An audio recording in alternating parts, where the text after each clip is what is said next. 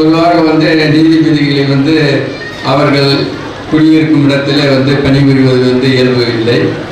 இருந்தாலும் கோவை மாநகரத்தில் பணிபுரிய வேண்டும் என்ற ஒரு ஆசையை நான் தெரிவித்து அந்த ஆசைக்கு நான் இன்றைக்கு கோயம்புத்தூரில் நீதிபதியாக பணிபுரிகின்றேன். நான் 1 முதல் 8ஆம் வகுப்பு வரை கருமலை எஸ்டேட்டில் உள்ள உயர் ஆரம்ப பள்ளி, அந்த பள்ளியில் பயின்றேன்.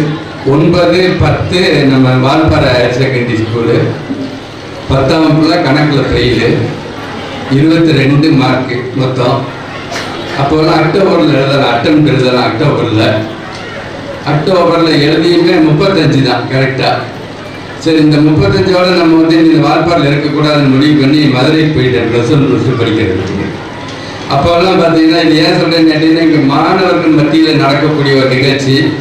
இங்கே சக நீதிபதி வால்பாறை நீதிபதி அவர்கள் வந்திருக்கின்றார்கள், வால்பாறை காவல் துணை கண்காணிப்பாளர் வந்திருக்காங்க, அப்புறம் எங்கள் ப்ரொஃபஸர் வந்திருக்காங்க PhD-லேருந்து.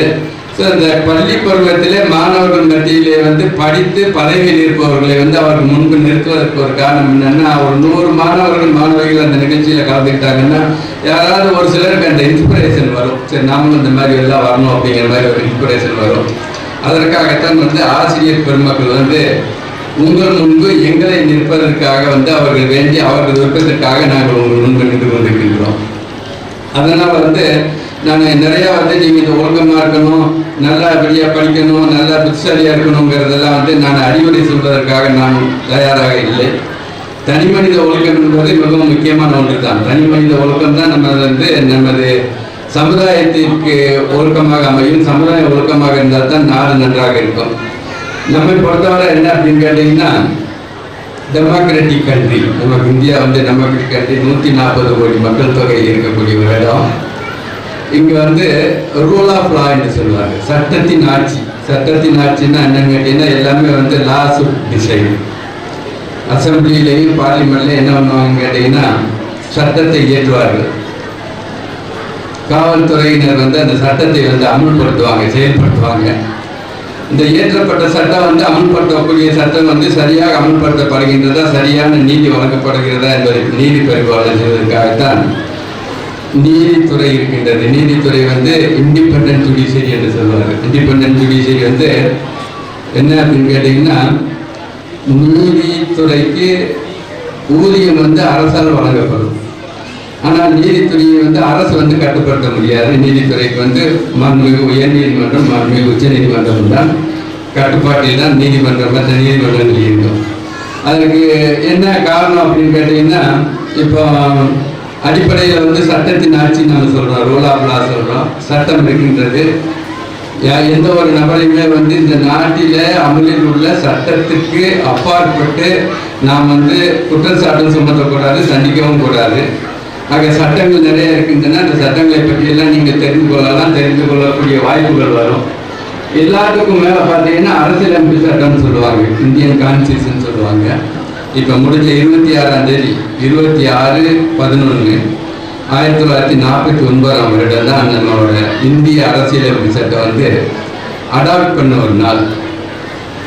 அப்புறமா கரெக்டாக 2 மாதம் கழிச்சு 26/1/1950 செயல்படுத்தப்பட்டது.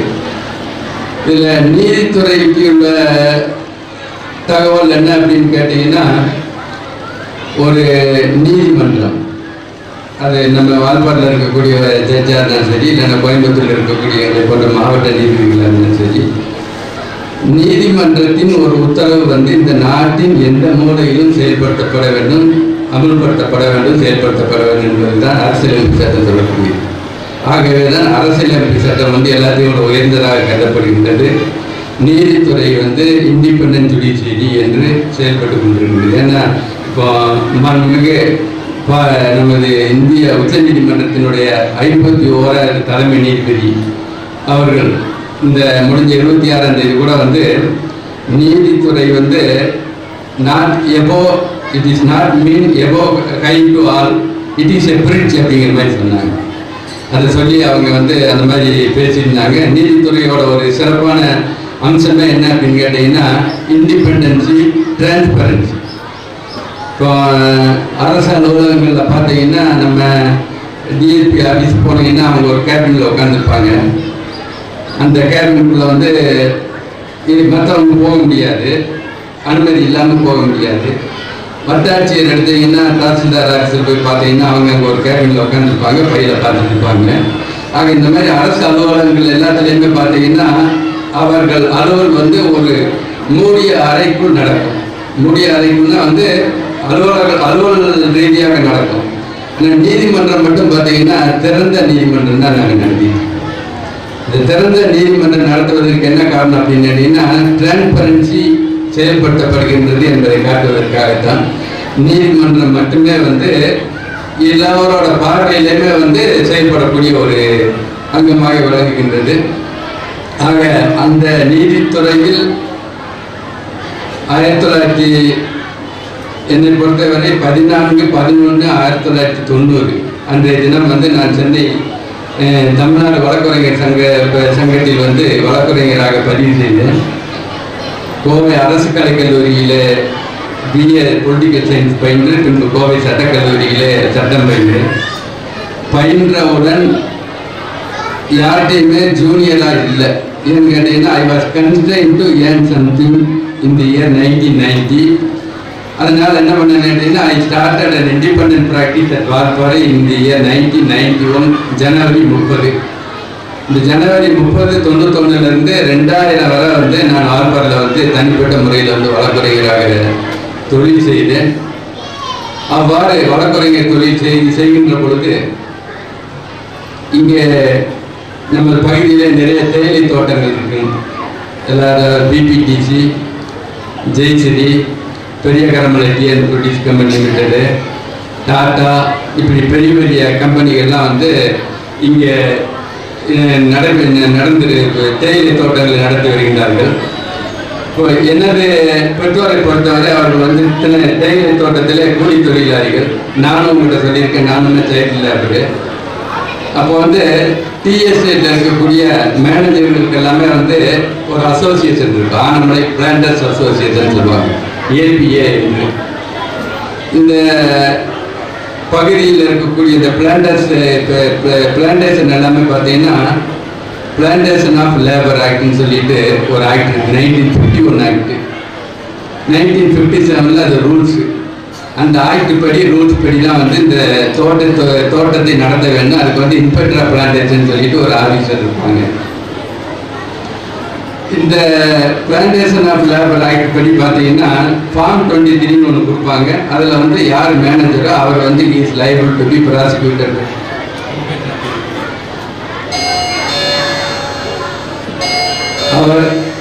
அவர் வந்து ப்ராசிக்யூட் பண்ணுவாங்க.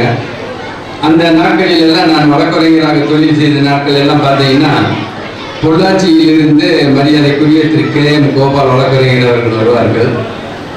ஒரு ஸ்டேஜில் வந்து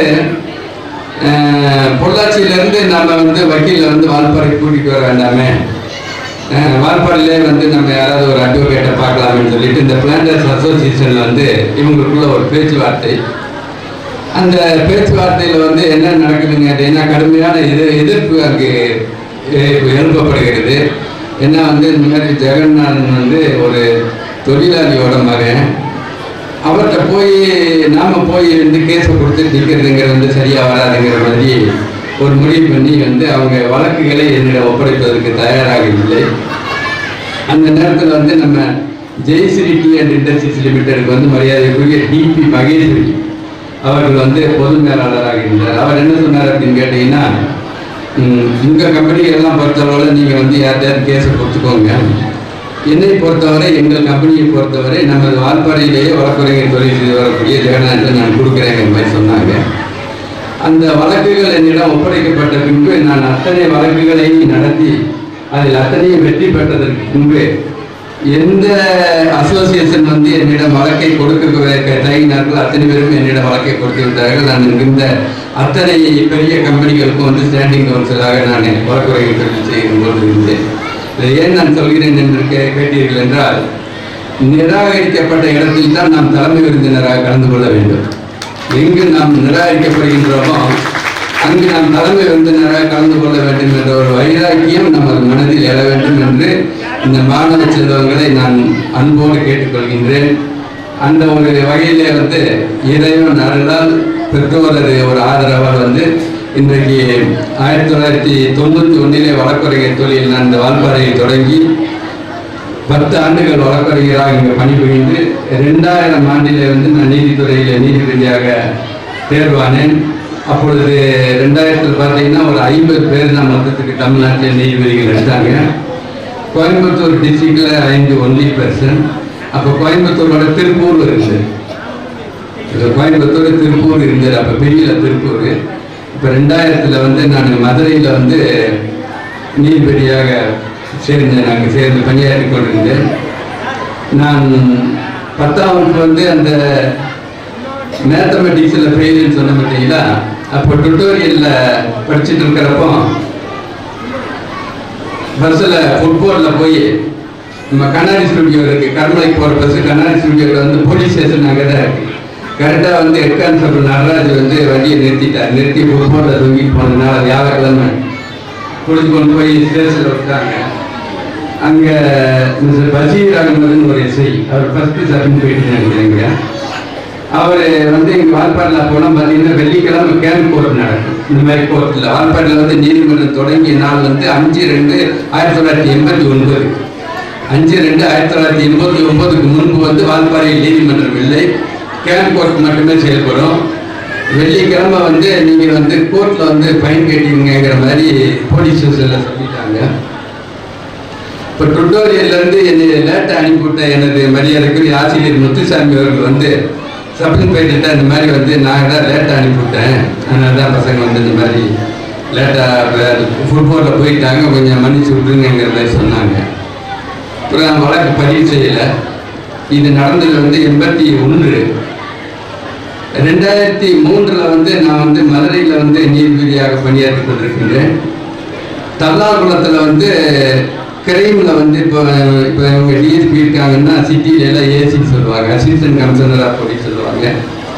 பெரிய சிட்டியிலெல்லாம் வந்து AC law and order, AC கிரைம்னு இருப்பாங்க.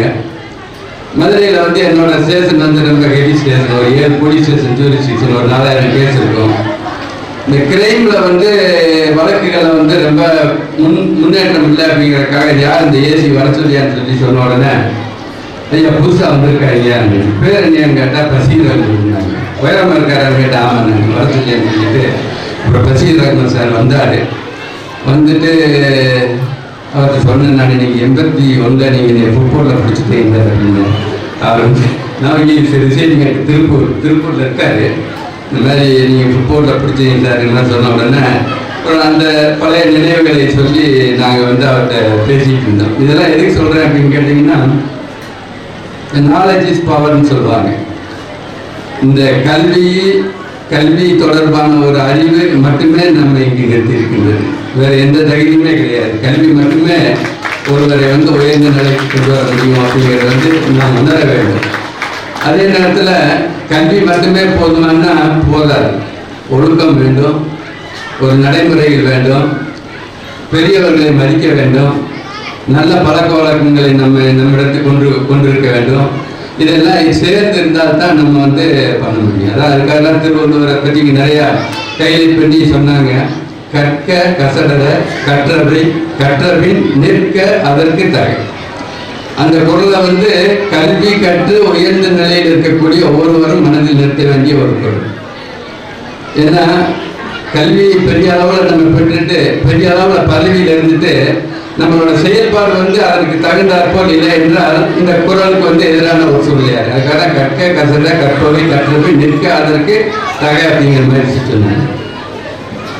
என்னை பொறுத்தவரை பார்த்தீங்கன்னா நான் 91 இங்கே ப்ராக்டிஸ் ஸ்டார்ட் பண்ண உடனே நம்ம அட்வொகேட்டாக ப்ராக்டிஸ் ஸ்டார்ட் பண்ணிட்டோம். நம்மளை யாருமே கேட்க முடியாது, நம்மளை கண்ட்ரோல் பண்ணுறதுக்கு யாருமே இல்லைன்னு உடனே மாணவர்களுக்காக சொல்கிறேன், மாணவிகளுக்காக கண்டிப்பாக நீங்கள் அதை கடைபிடிக்க வேண்டும்.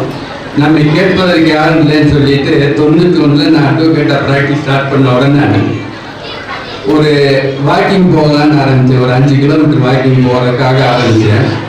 91 இன்றைக்கு வரை தினசரி 5 கிலோமீட்டர் வாக்கிங் போயிட்டு இருக்கேன். நான் அது ஏன் சொல்கிறேன் அப்படின்னு கேட்டிங்கன்னா, அந்த மாதிரியெல்லாம் ஒரு பழக்க வழக்கங்களை வந்து நம்ம வந்து நாலேஜ் இஸ் பவருங்கிறது மட்டும் இல்லாமல் இந்த ஒரு ஸ்லைடில் இப்போ இங்கே போடுறப்ப சொன்னாங்க, அதாவது வந்து ஆரோக்கியம்